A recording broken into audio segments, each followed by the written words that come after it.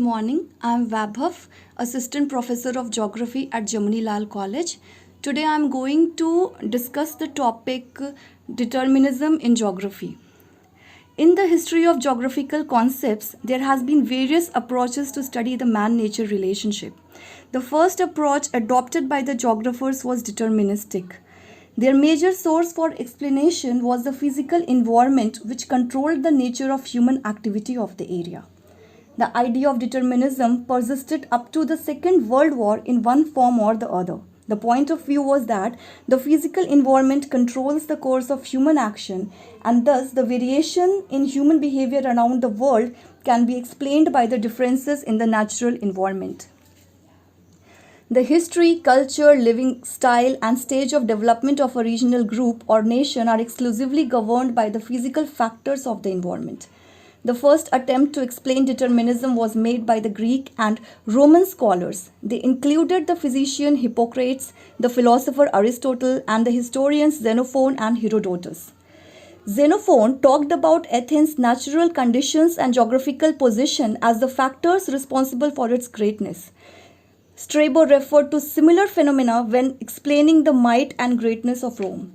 Aristotle talked about the influence of climate on the mental landscape of the people. He argued that the colder climate of Europe produced brave but unintelligent people who were able to maintain their independence but were unable to rule others. He thought that the people inhabiting the warm climates of Asia were intelligent but lacking in spirit and therefore subject to slavery. Aristotle clearly attributed the progress of certain nations to their favorable climatic conditions. Geographical determinism continued to dominate the writings of the Arab geographers as well. Al-Masudi, he asserted that the lands where the water is abundant, there the people are happy and humorous, whereas the people who lived in the dry and arid lands, they were relatively short-tempered. Kant, he stressed that climate has a great role in determining the physical and the cultural traits of the human being, and the people who migrate from one area to another, they witness change in such traits. The environmental causation continued throughout the 19th century when geographers themselves used to regard geography as a natural science. Karl Ritter, the leading German geographer, he attempted to establish the variations in physical constitution of body and health of men living in different physical environment. The origin of scientific determinism lies in the work of Charles Darwin. His work, Origin of Species, influenced many geographers. Friedrich Ratzel supplemented the geographical determinism with social Darwinism. He believed in the evolution of man and emphasized the importance of environment in this evolution process. He talked of the survival of the fittest in human society. He also said that similar locations lead to similar mode of life.